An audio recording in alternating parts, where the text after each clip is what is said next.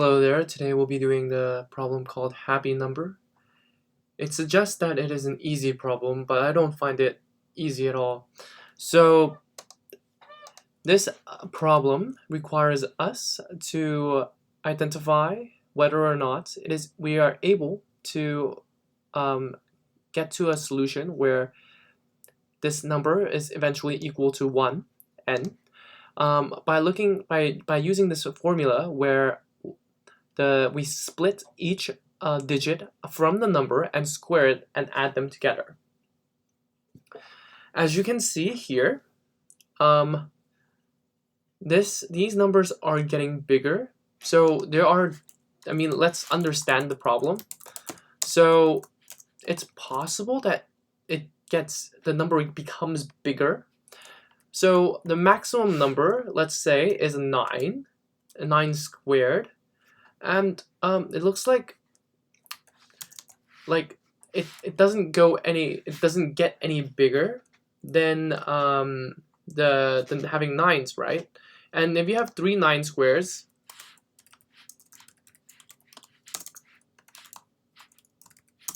and you add them together, you would actually have a smaller number. So you don't have to worry about it getting infinitely big, because even with 9s, it just becomes smaller. The only time it gets bigger is when you have, I guess, when you have 19 or something like 82, when you have a big number and a small number. But essentially, it gets smaller. There's no way it's going to get any bigger than that. So one thing that could possibly happen is that it gets smaller until 1, and 2 goes in an infinite loop. So to check for an infinite loop, what we can do is use a set to identify whether we have seen the number or not. And if we've seen the number, that means we no longer go, and we can return that it's false. Okay, so what are some test cases? Well, just throw in any number, 19, 20. The constraints are that it is minimum is 1, so edge case is 1.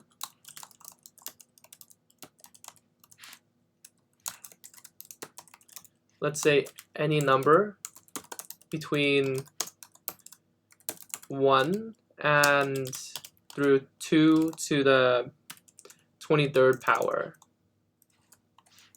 31, minus 1. Edge case would be like 1. That would be an edge case. Well, that's basically going to return true.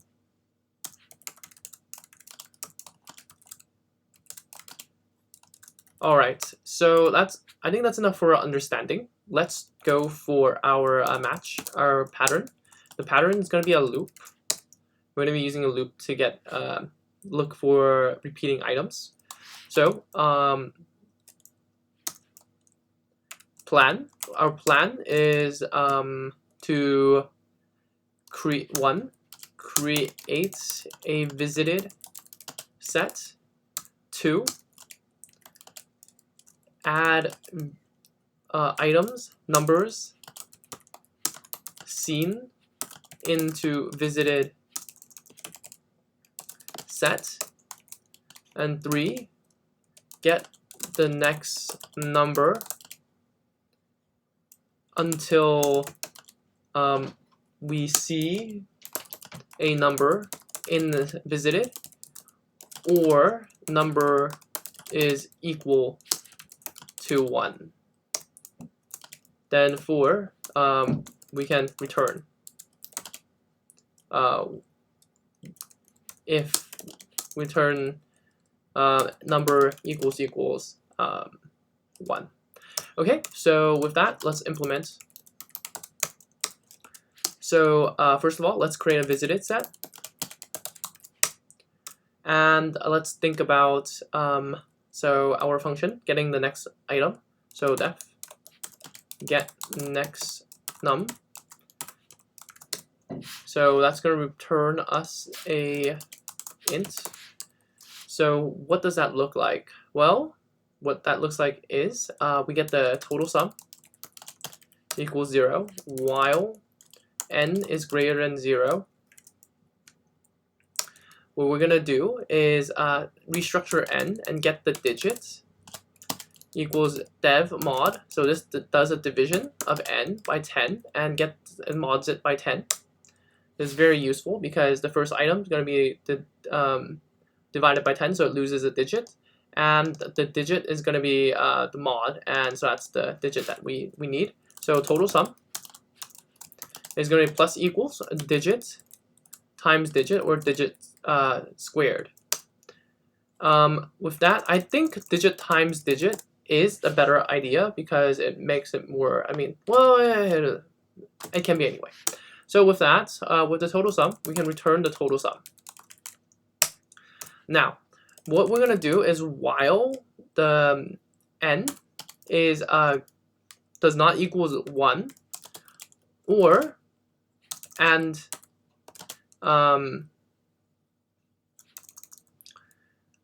I think while any of these are true, we should continue. Well, while any of these are true, continue. So while n does not equal 1, or n is not in our visited, then continue looking. So so we're gonna set our visited, add our item, which is called n, and n is equal to get next num at n, and with that we continue and adding items until it's either n is equal to 1 or not. With that, I think we are done here with this, and we're gonna do a review. The review is we're gonna test a number, let's say 1. We believe that 1 would output true, but we don't know that. So let's try it. So we put the 1 into this function here. And what we see is we have visited, we create the function. If n does not equal 1, n is 1, so we return true. Perfect. Let's try 19. And this should return true as well. So what happens? 19, let's take a look. So 19, we put it in, we have a visited. Visited is now have a set of the items. We have 19 in there. We get the next num. So we create the sum, and we basically create 1 plus 9 squared. So 9 squared is 81. Total sum is 81 right now. And we have an n is equal to 1. So we take that 1 and we square it, we add it to a total sum. Now it's 82. Now n is 0, and we can take the total sum and have 82, and we return that. 82 is not equal to 1, and it's not in visited, so we add 82 in. So with that, we go to the next item. We try 82. So we have 2 squared and 8 squared. So we have 160. So we have 68.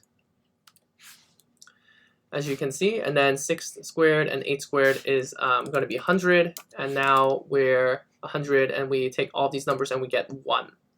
Okay, let's try, and we return true. So let's try something that will return false. That would be 2. So our input is 2, and we throw 2 in, right? And 2 squared is going to be giving us a total of sum of 4. And now we're going to throw the 4 in, or visited. Next, we take the 4 and square it, and we have 64, right? So with 64, we take those, and we take the 4 squared and 6 squared. So it's 16 plus 36. So what is that? I think that is, you're going to take the 2, carry over the 4, you get 52. So we get 52 after 64. 52, that's 5 times 5 is 25, right? 25, and this is 2 times 2 is go 4. We have 29. Okay, then we have 29. 9 squared is going to be 81, plus 4. We have 85. So we have 85, 25, 64. So we have a 9 here, and we have 89. Okay, let's keep going. I mean, yeah, just keep it going. 81, 64. So there's a 5 here, and 1, 4, 4. 14, 14, 15. 145, and we have 25, 20, and 1.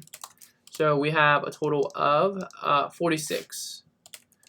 46, 36, 36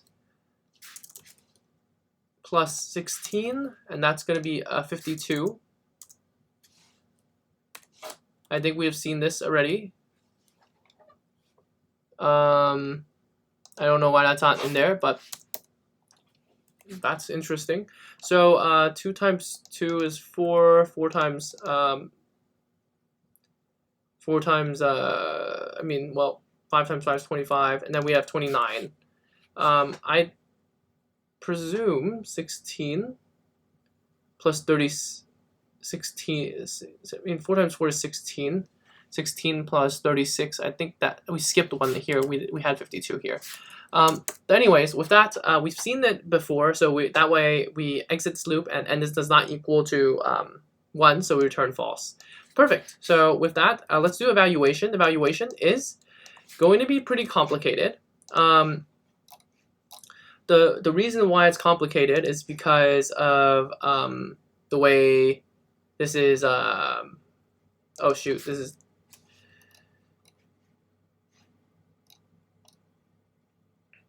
So the reason why this is going to be complicated is because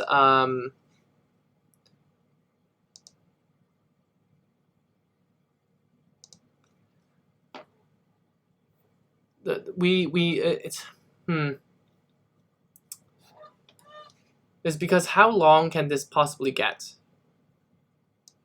right? Something's wrong.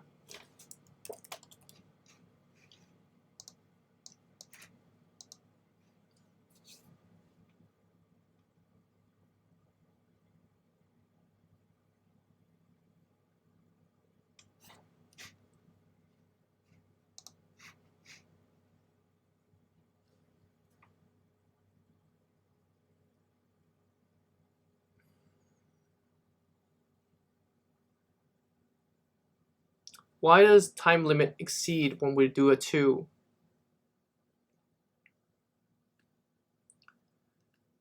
I'm not sure.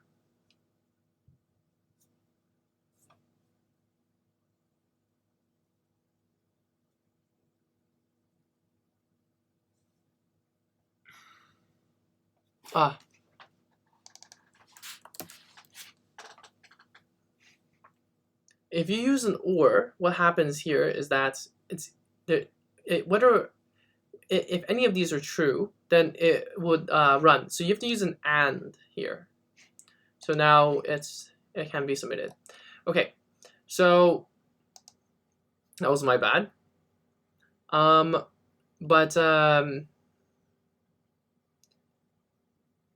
Yeah. So what was the thing that I was going to talk about?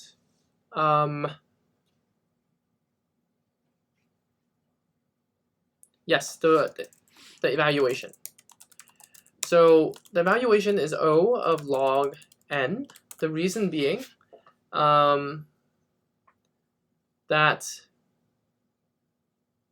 using some mathematics, it would be the log of n.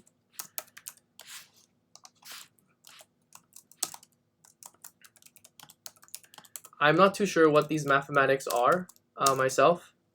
I don't know how you're supposed to get this, but it's log n runtime, and the space complexity is going to be, of course, log n because we have O of log n numbers.